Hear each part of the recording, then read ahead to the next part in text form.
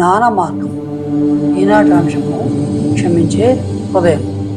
కంటి కనిపించకుండా మానవ జీవితం అనే మహానాటకాన్ని ఆడించేది మనసు ఒక్కటే.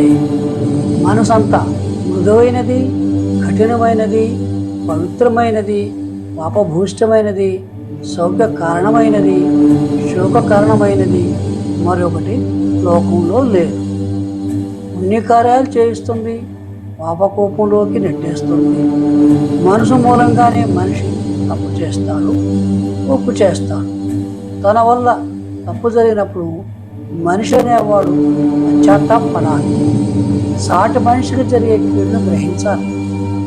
తోటి మనిషిని మనోభావాలు ఎంతగా దెబ్బతింటాయో అవగాహన చేసుకోవాలి. అలా గ్రహించగానే ఆ సాటి మనిషికి క్షమాపణ కోరుకోవాలి. మంచి మనసే మంచి శరీరానికి అలంకారం. ప్రసన్నమైన దివ్యభావాలు ఆర్భించే మనసు చెడు ఆలోచనలను, దుష్కర్మలను ప్రేరేపించదు. మంచిని విన్నప్పుడు, కన్నప్పుడు మనసు దుర్మార్గాన పోదు. సత్సాంగత్యం వల్ల, సద్గురు బోధన వల్ల హృదయం ప్రక్షాళమవుతుంది.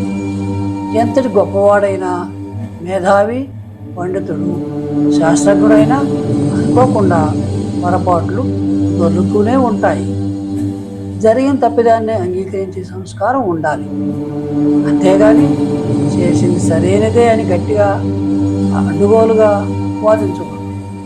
క్షమాపణ కోరితే పోయేదేముంది? అహంకారం తప్ప.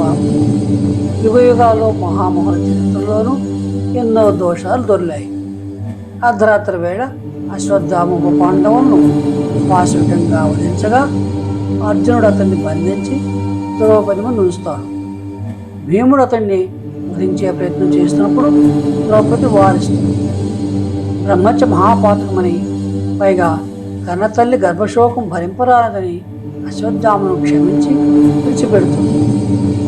అహల్య శాపగ్రస్తురాలైనప్పుడు పశ్చాత్తాపం చెంది విమోచనోపాయం కోరినప్పుడు భర్త గౌతమ మహర్షి శ్రీరామ పాదధూళి తగిలినప్పుడు స్వస్వరూపం పొందగలుగుతామని చెప్తాడు.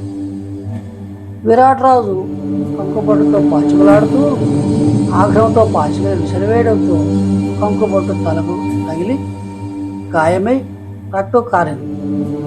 కంకుపట్టే ధర్మరాజు అని తెలియటంతో విరాట్ రాజు క్షమాపణ కోరుతాడు.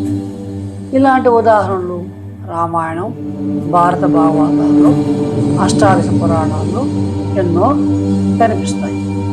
చేసిన తప్పును ఒప్పుకొని క్షమాపణలు కోరినట్టయితే క్షమించేవాడి కంటే క్షమాపణ కోరేవాడే గొప్పవాడని పెంచుకుంటాడు. స్వస్తి.